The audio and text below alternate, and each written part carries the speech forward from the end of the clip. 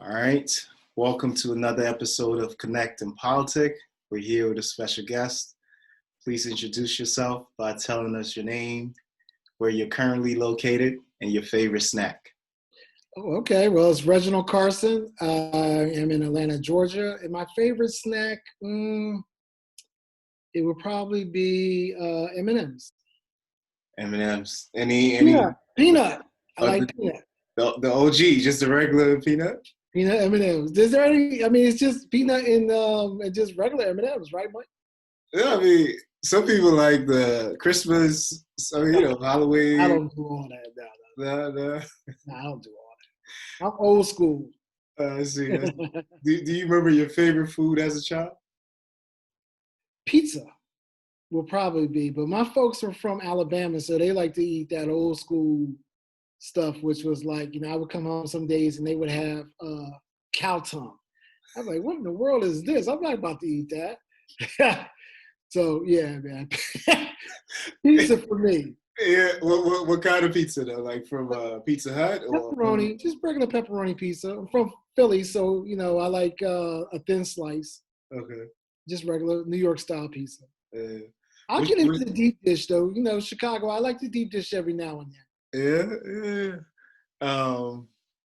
Have you had pizza out of the country? Paris, London. And that might be it. None of those. Well, okay. So, what's your best pizza that you've had thus far? New York. Yeah, New York. Definitely the city. Definitely New York. Although there's a spot off of Washington on South Beach, because I used to live in Miami, around the 20-something block. The best pizza in the world when you're going out clubbing during my clubbing days, and you know how it is when it's like 3 o'clock in the morning and you need the munchies. Yes. They had great pizza. The name of it, I can't tell you, but I know where it is. Nice. What's your favorite meal now as an adult? I like stir fry. Okay. Chicken stir fry. Yeah, I bought a wok. I'm real into stir fries and trying to eat healthy. I'm 52, so I try and eat healthy. Nice. When was the last time you had stir fry? Last week. Oh, okay. Last week, yeah. I had some friends over, so I went and got some the mixed veggies, the rice, and the chicken, and just chopped it up, and there you go. It's the quickest and easiest thing in the world to do. Yeah. Nice. With the wok. Because all you're adding is canola oil and soy sauce. Yeah. And it does this, and the wok does the magic for you. Nice. What's your fondest memory from childhood? I wouldn't say it's the fondest, but I think it's one that always resonates with me the most. I was an athlete in high school and college. I was one of those athletes, not like today's time where kids focus on one sport. I did every sport. There's not a sport that I haven't tried, besides really swimming. I didn't really do swimming, even though I know how to swim. But I tried cross country in my 5th grade year, and my dad was real busy with work and everything like that. And I remember I was running cross country, and I was more of a sprinter, which makes no sense for running cross country. But I remember I took off and was leading around the 2 laps, and then we went into the woods and everything. And I remember I was running, and I saw my dad. My dad was to the left of me, and he just shook his head, and it just resonated with me. Yeah. Resonated. Probably, those father-son experiences. Yeah. Did he go to a lot of your events? Sporting events, he did. And I was telling my girlfriend, he never told me when he was going, but I would always look up and he would always be there. Yeah. And it was just something that we would always do, like midway through a game or something like that. I would just look and I would just catch a glimpse of him. Yeah. And he always did the same thing, head nod, and was like, "Okay, I'm here." I'm like, That's dope. That's dope. No, that's really dope. Um, wow. What were you like in? Did you play sports in high school as well? I did. I played baseball and football, And and a little bit of basketball. Wasn't that great in basketball, but I excelled in baseball, and was a decent football player. what was your high school life like? Um, you know, I thought, and it's funny because when I talk to people I went to high school with, I thought I was a little nerd type dude. But they were like, "No, man, you're very popular. Everybody knew you played sports and everything." But my life was fixated on my high school years were probably the most regimented years I ever had because it was school, then practice, then homework, then sleep, rest, and then I did it all over again. Mm. And I never got in any trouble because I was always regimented and I never had idle time. Wow. What I mean, was that a plan going into high school, like, or was it something that just It just happened. it just happened? It just happened. Huh. Um, what would you say is something that you miss about being a child? Not much. I mean, the innocence of childhood, I guess, would be like the main thing. Because when you're a child, like the world is so big, and you don't know of all of the issues that we might deal with now as adults. Hmm. I mean, I have a 11-year-old, and he's oblivious because he doesn't get it. He doesn't understand that food in the refrigerator is there because dad has to work, and all the stuff they have to go through to provide. So I guess it would be the innocence of childhood, just the just the whole abyss of it, and not paying attention to things. Yeah. How do you think your childhood helped groom you into the person you are today? Well, I mean, I was blessed that I had a father figure that was there. So my childhood definitely molded me into the man I am today with the values that I have now in life. I will say this, because I was so reserved and regimented, when I became a semi-adult and went to college, I was wild out. But definitely now I look back at what my father, my uncles taught me, and it helps mold me into the man I am today. Yeah. Did you grow up with only your dad? No, my dad and my mother. Okay. So what are some important lessons, or some of the most important lessons you think you learned from both of them? Well, my mother was a school teacher, so education was big for us.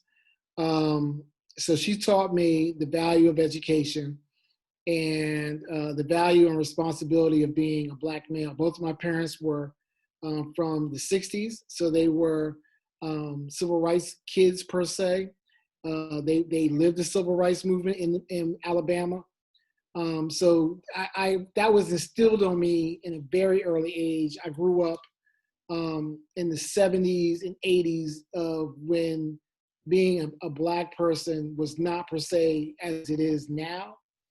The struggle was a little bit harder then. Not saying it's not hard now, because it's different challenges now.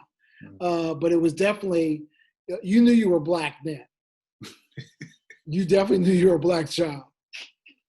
There was no ambiguity. There was no merging in. I mean, we had just finished segregation. Yeah. And segregation, civil rights bill passed 64, 68.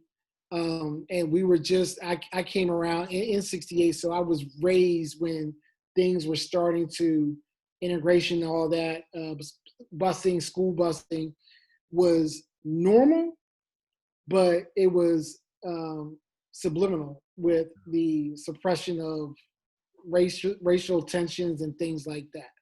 Like I remember when I was in Reagan was the president. I think it was 84, like 84 or 86, maybe. I'm not sure. But I remember Martin Luther King's, we had a Martin Luther King holiday. Mm-hmm. I remember a white kid on my bus was like, "Oh yeah, we're not going to school on Monday because it's their holiday." And he pointed at me. I was like one of the only black kids on the bus.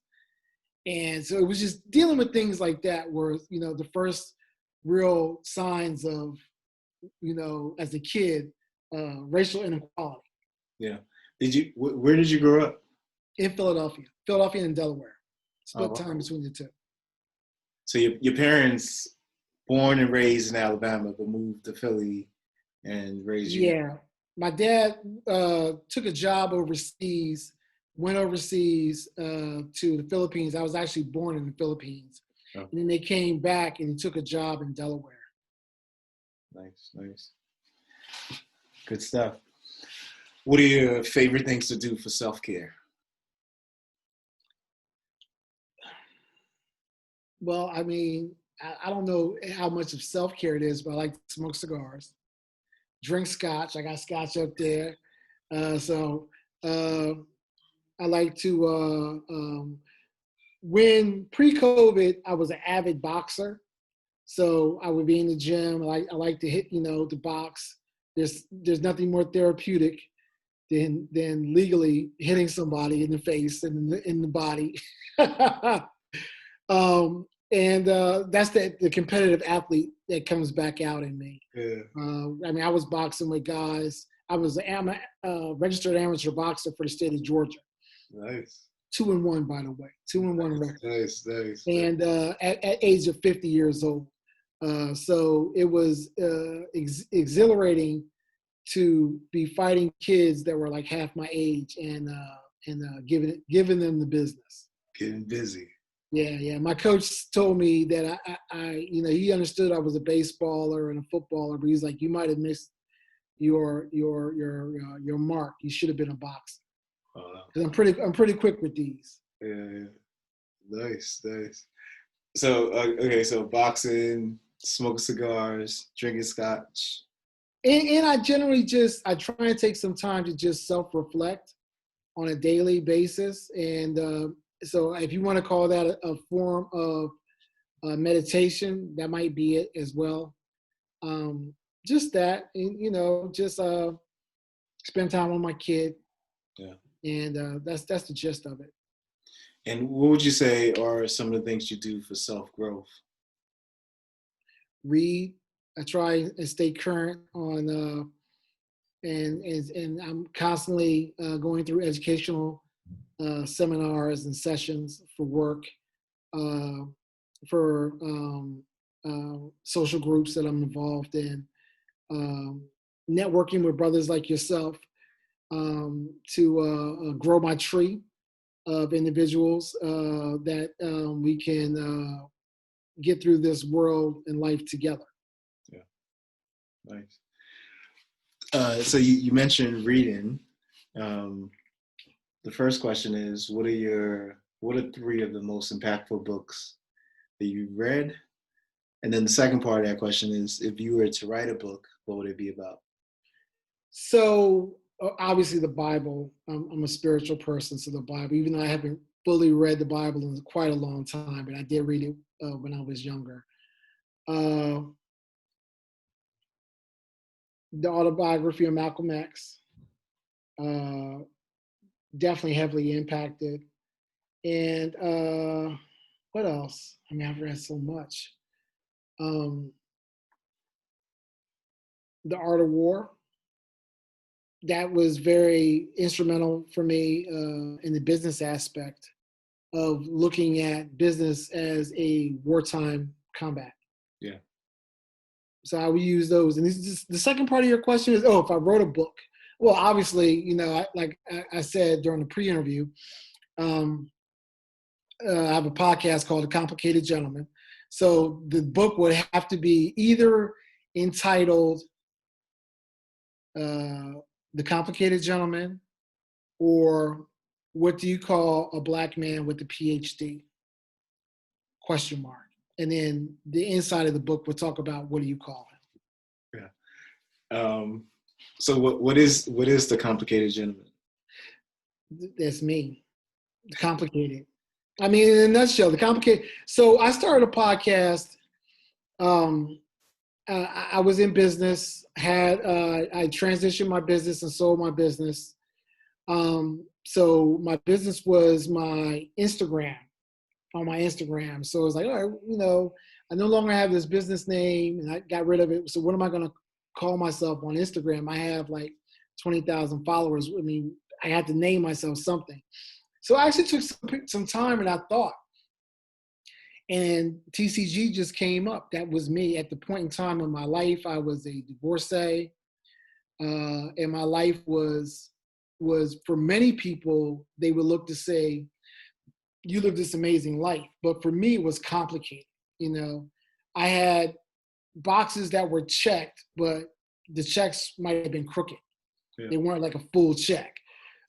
So I'm a very upfront person. I don't hold a lot of punches, very direct.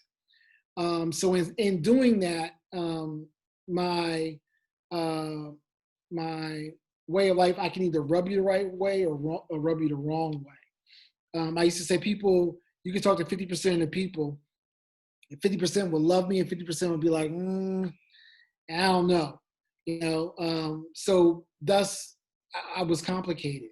And I think there are more African-American men that are complicated, but I believe society has told us to quiet that, to not be as boisterous or a proponent of our faults. And I just don't believe in that. So if I do something wrong, I'll say I did something wrong. If I hurt somebody, I'll say I hurt somebody, and I'll atone for my mistakes in life. Yeah, no, that's no. You mentioned you don't pull any punches, like you're straightforward. Is that also your boxing style? Yes. Actually, it is. I mean, boxing is just what it is. It's the sweet science for a reason. And as a thinker, originally getting into the ring was not a smart thing because boxing is so instinctual and on what you do and so rhythmic. And as a thinker, I would start to think about combinations. And if you're thinking of combinations, you're always going to be slow on your combinations. Yeah. So I had to learn to do it differently and just take the thought out. I would go into a boxing, like I would do repetitions on combinations so much in practice and in drills that when I went into the ring, I would just do repetitions. So that allowed me the opportunity. It wasn't, I did very well with it, but it wasn't until I ended up fighting a guy that was Golden Gloves champ, and he rearranged me kind of hard. Yeah. I comprehend. So you alluded to this a little, but what do you do in your professional life? And is it any different than what you imagined doing as a kid? Oh, yes. So right now I work with the Center for Disease Control, CDC. So I never thought I would do anything like this. I was just was blessed enough to get this opportunity and job, but I do I'm pretty good with contracts and budgets. It's been my specialty in life, and I was able to get a position with CDC. So that's what I currently do right now. Yeah. Management. Yeah. So what did you dream about doing as a kid? Oh, obviously I wanted, like most kids, I wanted to play baseball, professional baseball. But when that didn't happen, it was what's the fallback plan? I was afforded the opportunity of education. As I stated before, education ran big in my family with my mother, and I fell back on it. Yeah.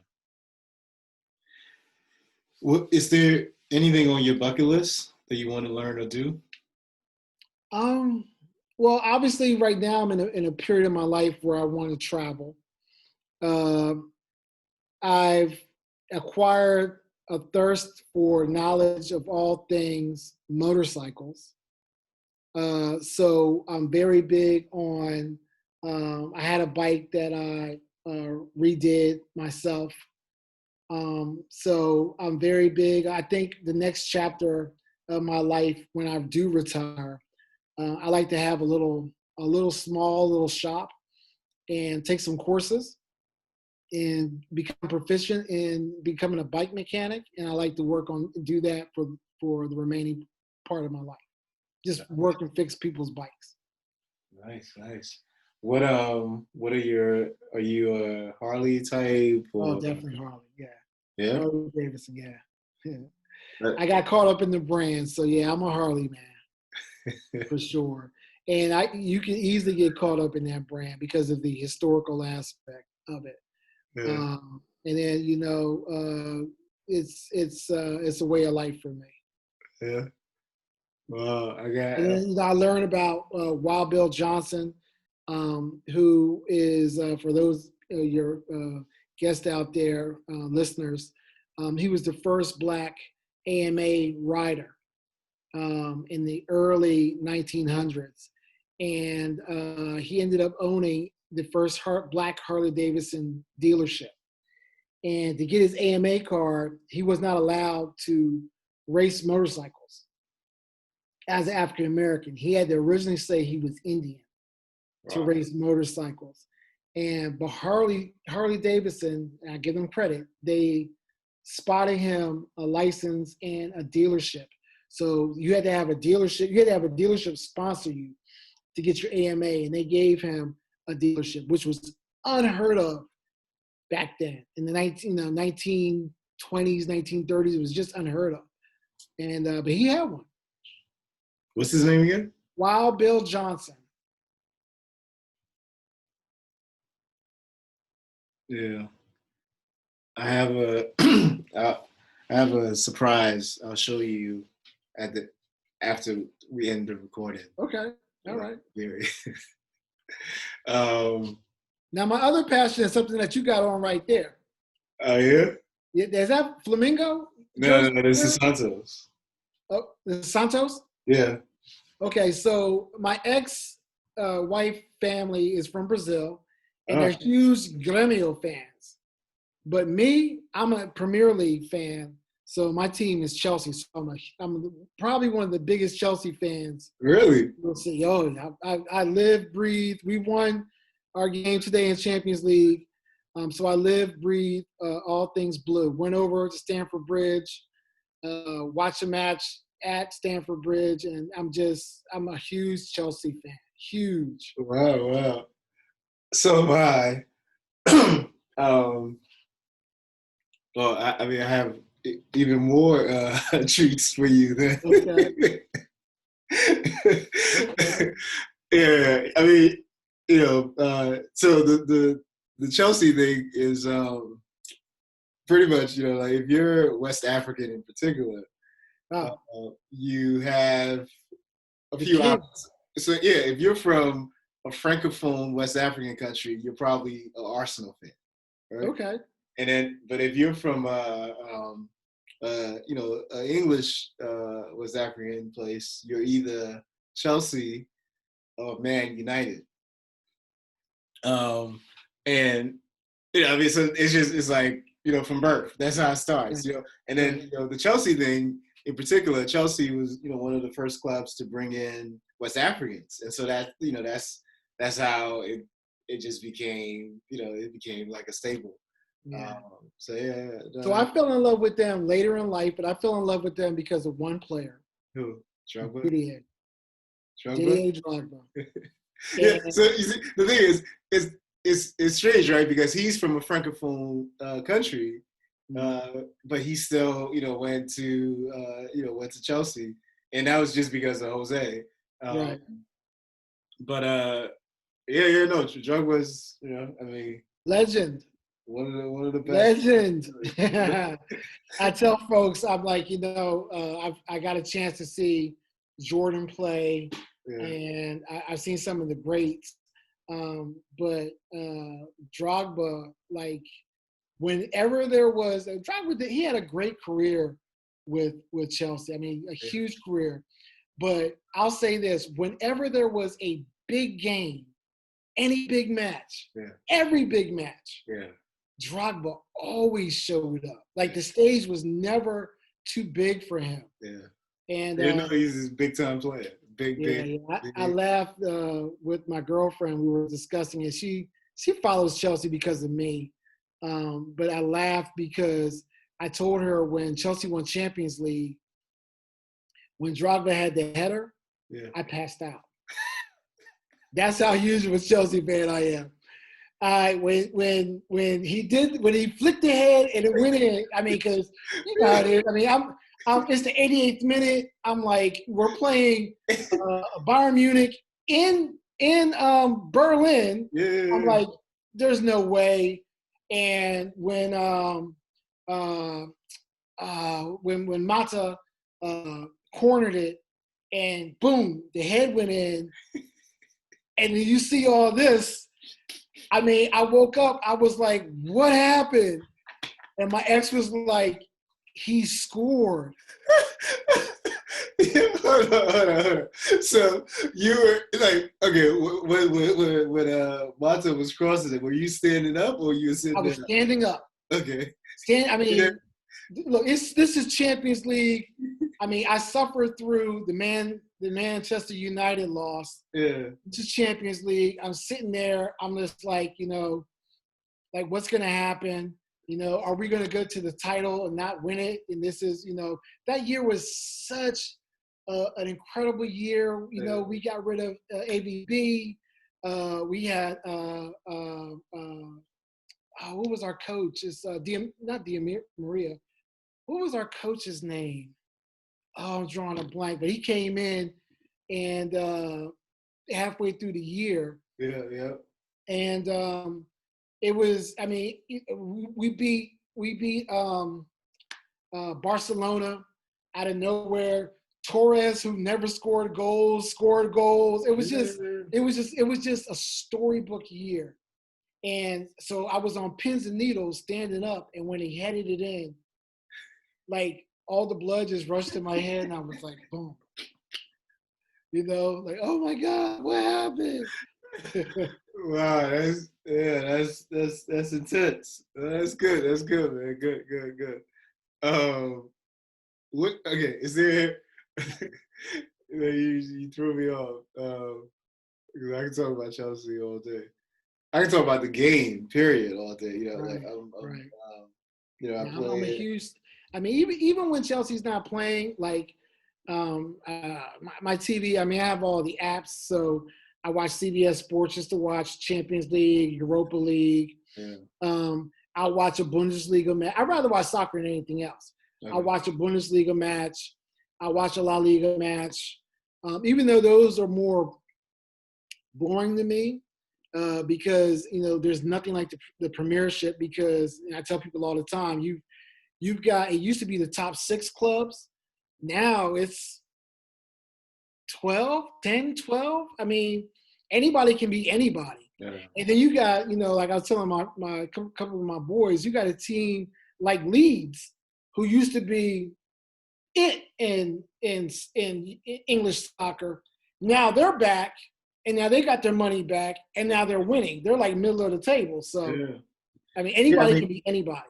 Yeah, the EPL is tough. I mean, I think EPL is, but given especially the way Bayern is playing and the way PSG is playing, I think it's gonna help out both the Bundesliga and Liga 1. Yeah, but I have issues with those leagues because they're so watered down. It's just, No, right, but what I'm three, saying is four like, clubs. so like Byron's performance in the Champions League, for instance, right? It was Mhm. so dominant that it showed. I mean, everyone. I think everyone points to what they did to Barca, but they dominated everybody that played. Like it wasn't even, it wasn't close, and it really showed that they really have and similar. So the way that the game works is like that's how a few of the Italian teams were in the '90s, and then all the top players were drawn to those to those teams, and they got their money up, and then the Italian league was like the biggest thing, and then it transitioned to the early 2000s was La Liga, Mhm. and everybody, people left the EPL, right? Henry, everybody, everybody started leaving. Eto, everybody's leaving to go to La Liga, and I think another transition right now. Everyone's in the EPL because it's just so much. They It's have so much money. resource. Yeah, it's It's so much money, and I think well, look, Byron is a machine, and they're set up because the majority of their players are playing for their national team, yep, so they grow up together, yep, and that's why they're. I tell people when I look at soccer, it's like watching the ocean. Like I see the waves. I see how the front moves with the midfield, how the midfield moves with the forwards and the striker. I see how it just is a wave of passing and moving. But when you have kids that are playing, from middle school to teenage years, and they're growing up, going through their academies, and they're going and playing on the under 17 and under 20 teams, and then they're playing for Byron and in their national team. They've been playing together for so many years that yep, they know what each person is going to do. yeah, That's why Byron is Byron. yeah, And they don't have, and then the majority of players from Germany, they want to play there. yeah. No, yeah.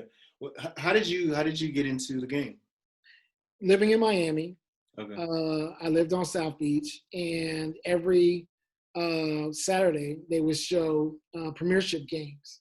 So I would go down to the local bar, and I would watch, and I was like, I got to pick a team.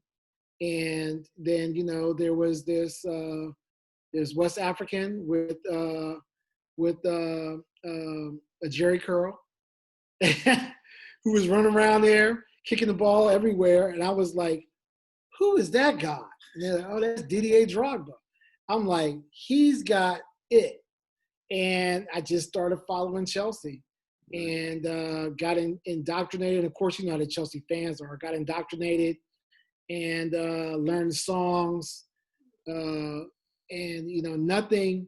I found Chelsea when Abramovich bought the club. Wow, So that's the perfect timing. the perfect time when a billionaire oligarch buys the team. So Nice, nice. Um, what's your relationship with social media? I know you mentioned earlier that you had a company, and it was but the company name was also your social media handle, mm-hmm. and then you sold the company, so you had to change your social Right. media. Mm-hmm. Um, so yeah, I mean, what is your general relationship with social media? So I mean, I because of the complicated gentleman, I try and post. I have two separate dichotomies. I have my Facebook. For me, it's only two. It's Facebook and Instagram right now. Because I don't do TikTok and I don't do all the other stuff, Snap and all that now. It's enough for me just doing this. So I'll have my Facebook, which is generally just family-related issues and people I went to high school with and people I grew up with. And we post on that. And then I have the Complicated Gentleman, which is the brand of Reggie Carson. Okay. It brands into, if I do one day want to write a book, it brands into my podcast. It brands everything that is a African-American male in today's world, dealing with the stressors of today's world.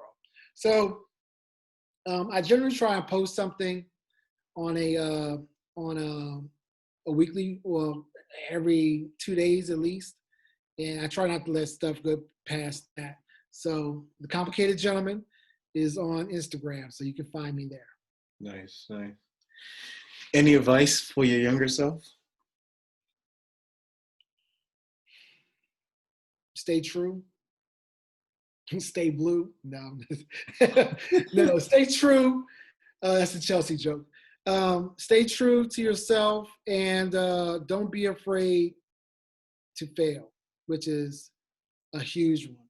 I think a lot of times people are afraid of failure, so don't be afraid to fail. It's a good one. Yeah. What's the best advice you've received about money?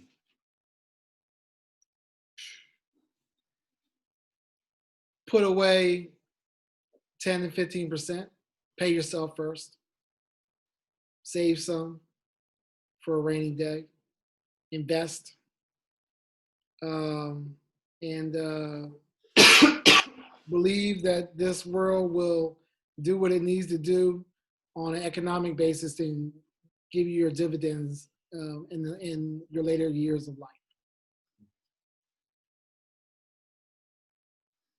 Yeah. That's a good one. Would you say, is there anything you want to unlearn? No, because life is about learning and challenges that you go through. So no, no, I'm good with where I am as a 52-year-old male. I'm pretty good with where I am right now. Yeah. What has been the toughest thing you've had to tackle, and what helped you get through it? Relationships. And my spiritualness with the Lord and really trusting in the Lord has helped me tremendously now.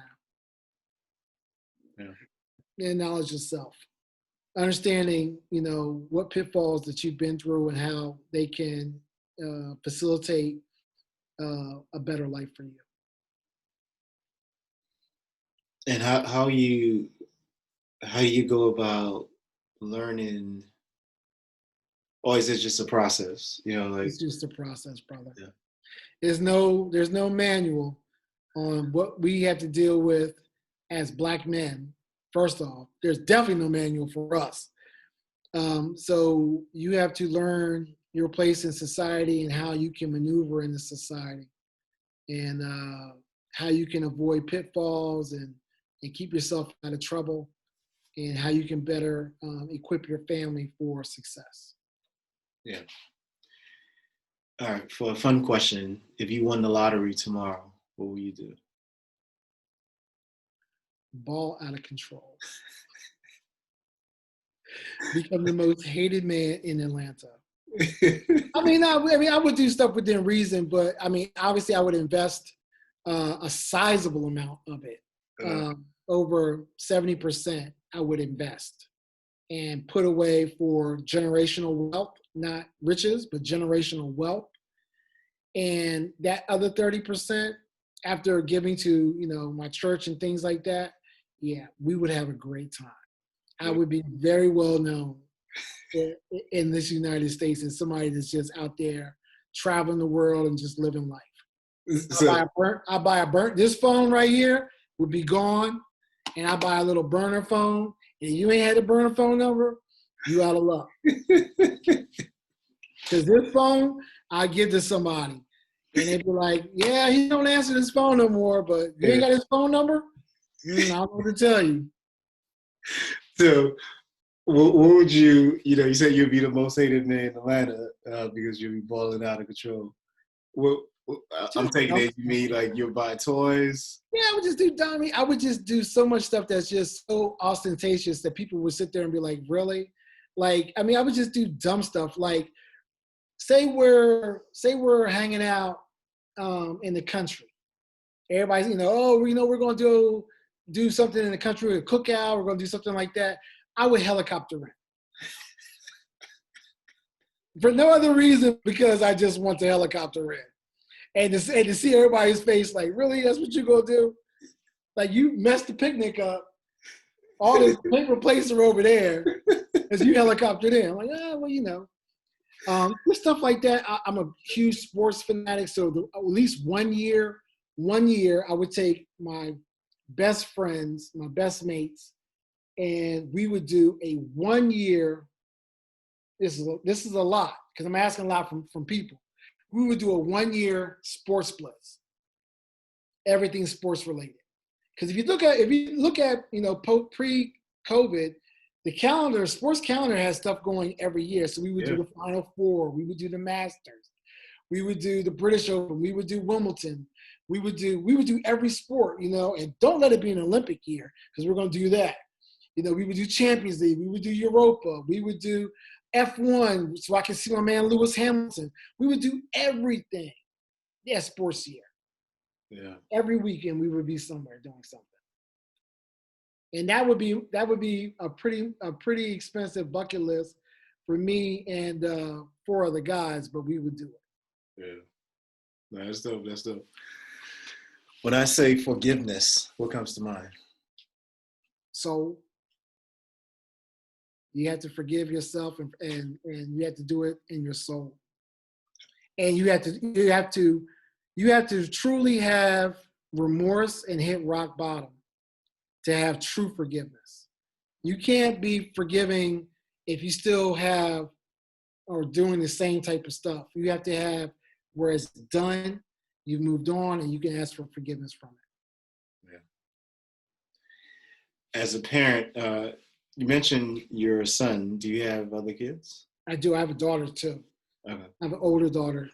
All right. So for both of your kids, what values are you hoping to imprint in them? Be decent people, be good citizens of this land, respect the laws that are given to us, and respect everybody that you come in contact with. Treat them as you would want them to treat you. Be fair, be just, don't be no punk. So, you know, protect yourself and your family and carry on this name that was given to me and I'm giving to you. Is there anyone you would like to thank or express your appreciation for that you haven't had the chance to yet? No, I've thanked everybody. Obviously I like to thank my girlfriend who I'm with now because she's put up with me and she's helped me along the way. But more so, there was a woman who was my therapist years ago, and she really helped untangle a lot of the wires in my head. Because the way I equated it to people was I had a bunch of wires. You know, you take like a Christmas lights and it's just like they're all wound up. She helped untangle them. And she never gave me any answers, but she helped me understand why I was making the choices and decisions I was making. Wow. So shout out to Dr. B. She's a very important person in my life. Nice, nice.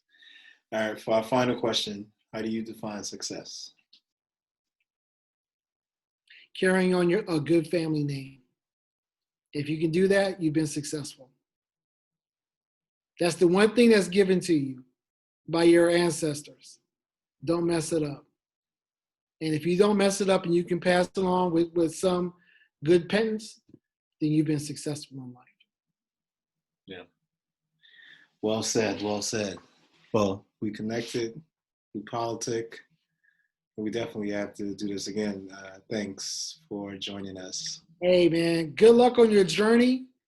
You're you know that old adage, you know, you're interviewing a tremendous amount of people, but you're doing it like they say. How do you eat an elephant?